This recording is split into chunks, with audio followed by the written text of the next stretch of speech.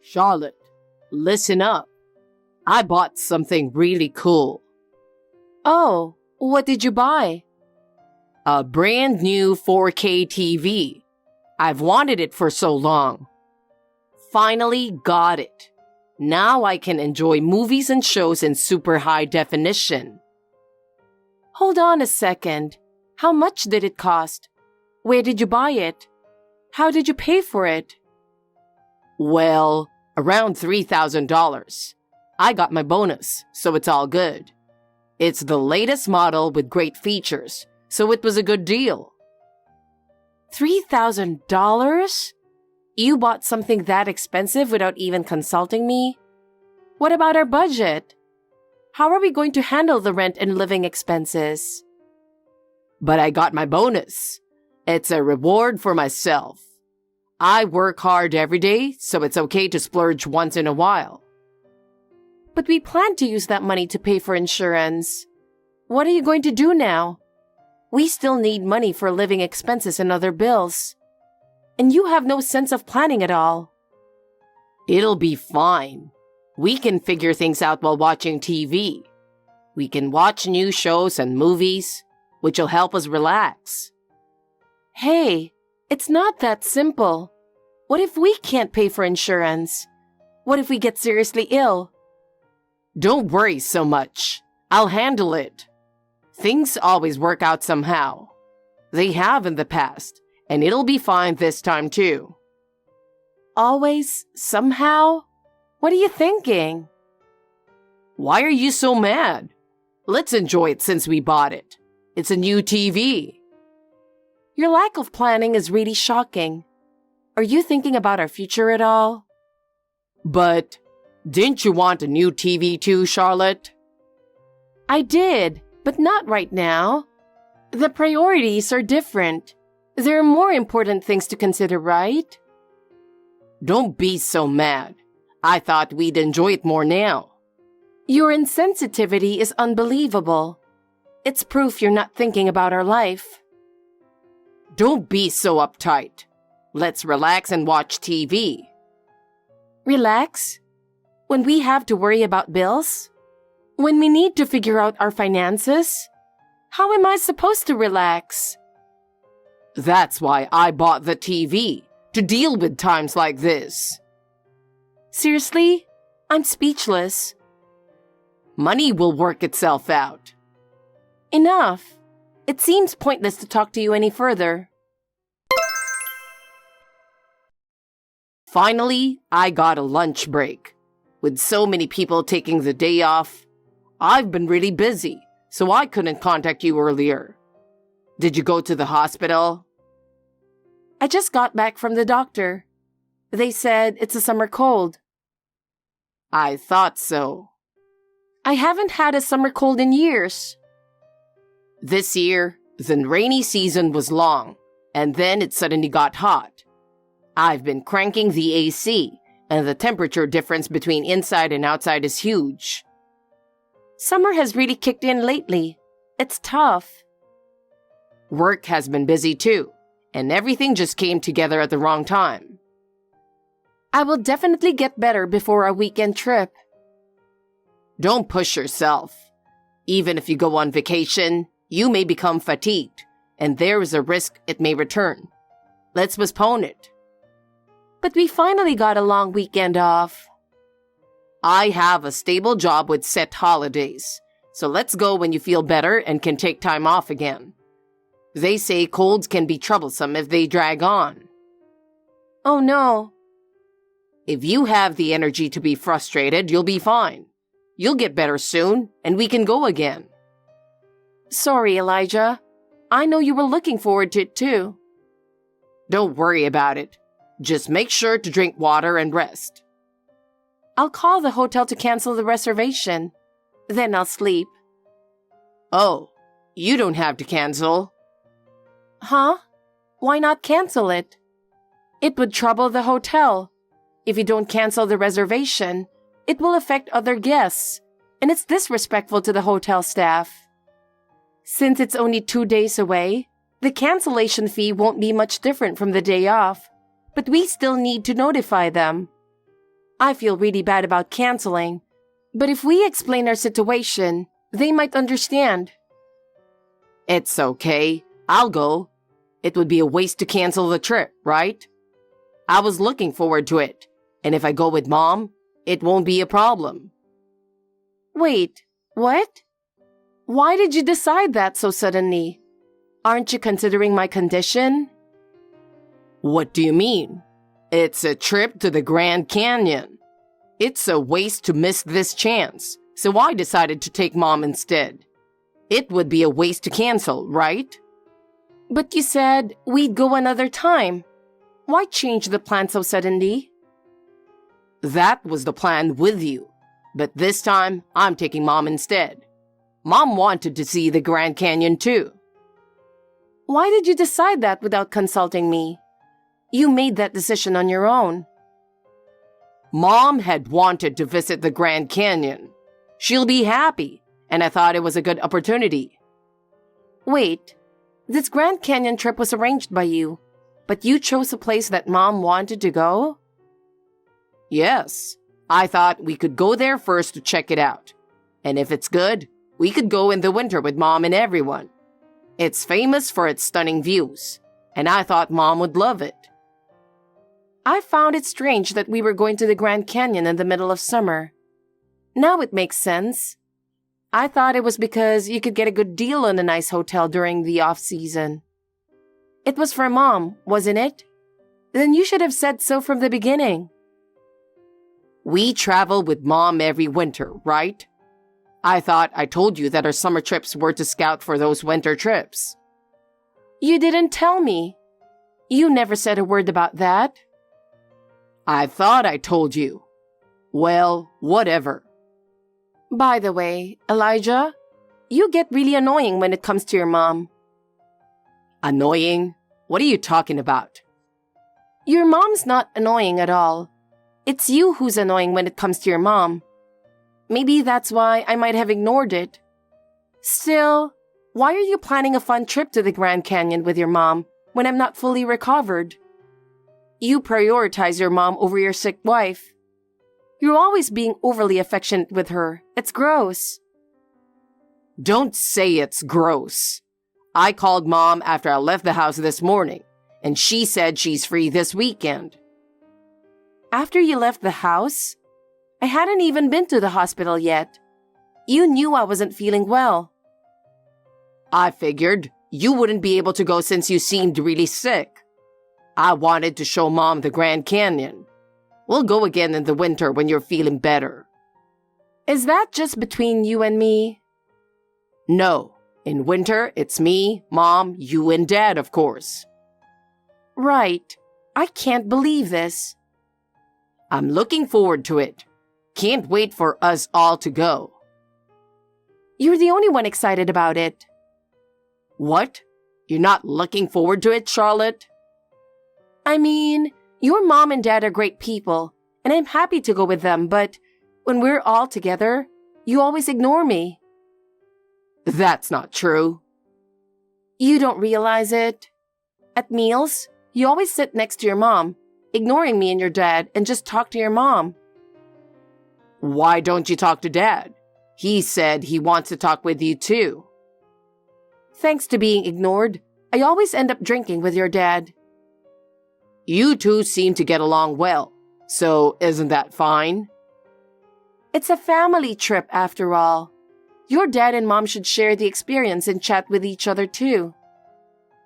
They're usually just the two of them, so it's okay if we treat them on a trip we paid for. We paid for it together. I also put in money. What's gotten into you now?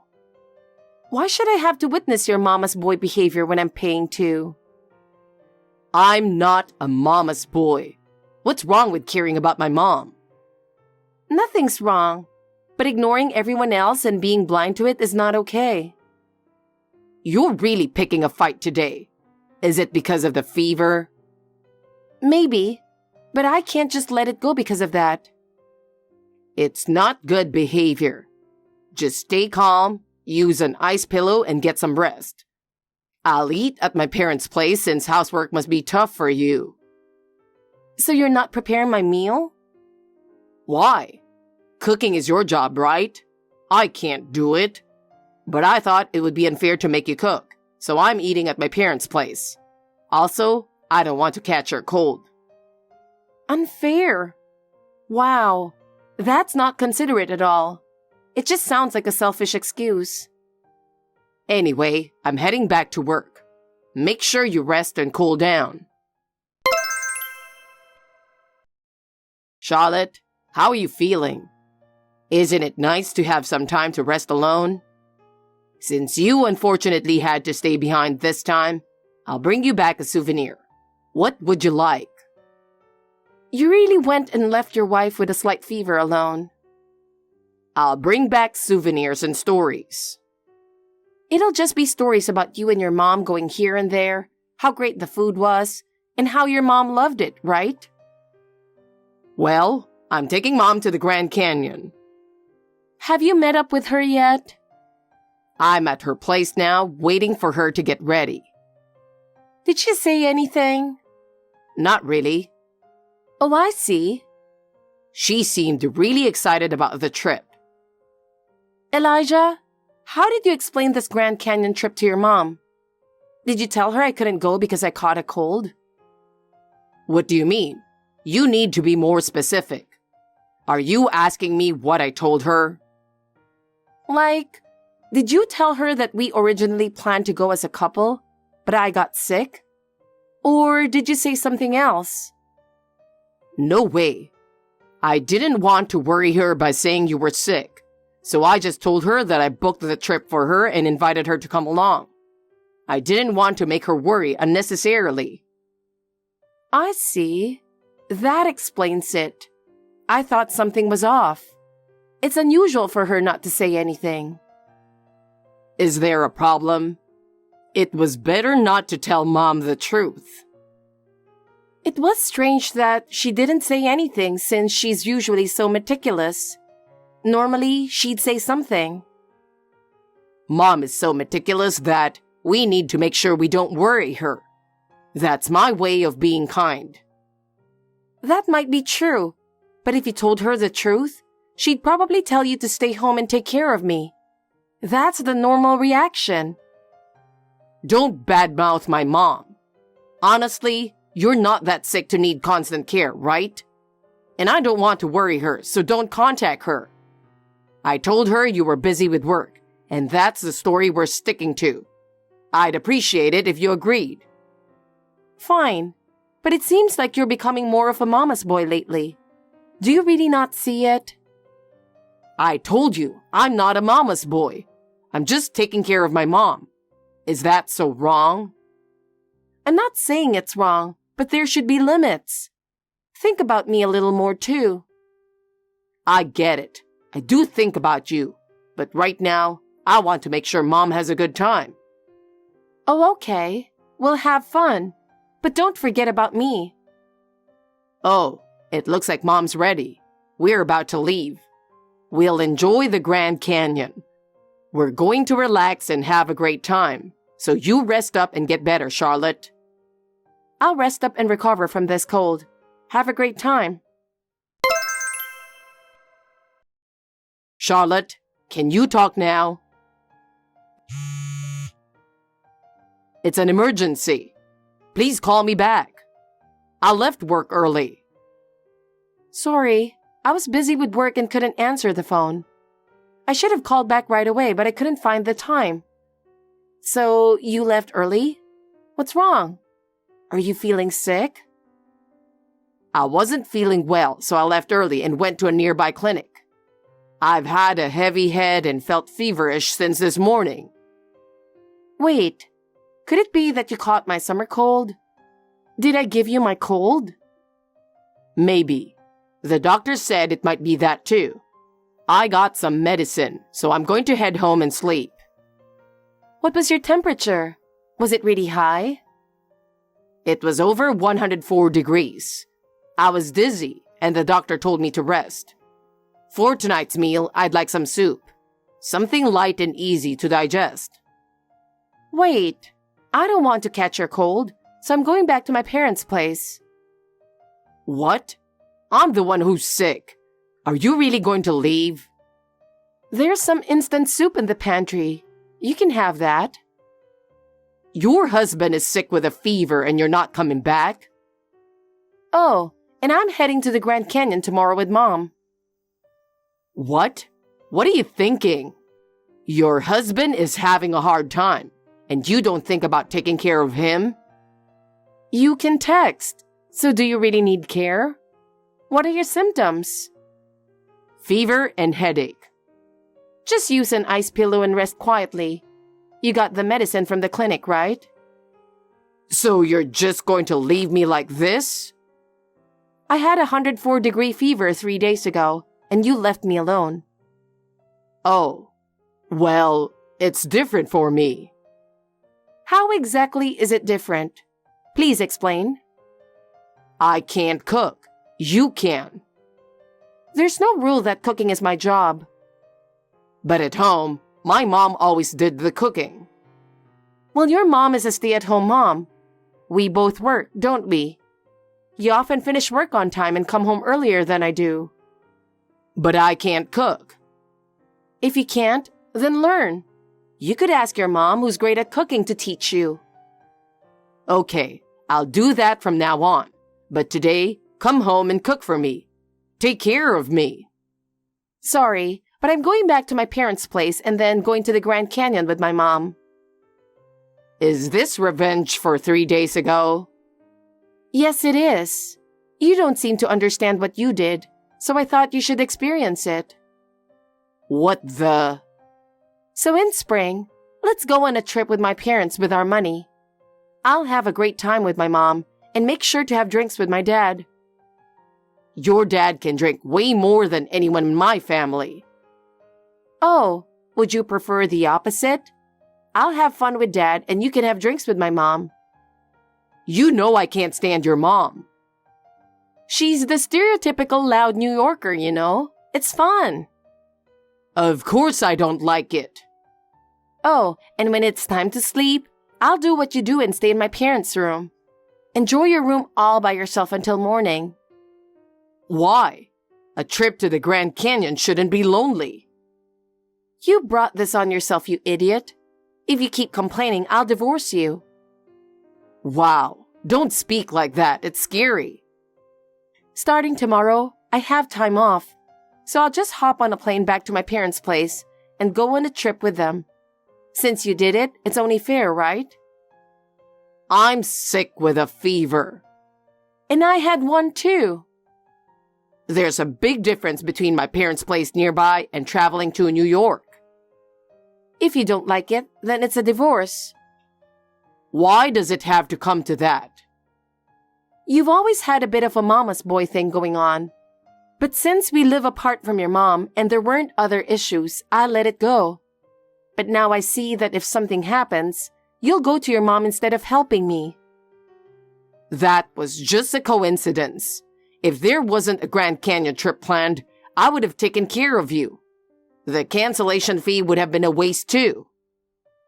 That just shows I wasn't your priority.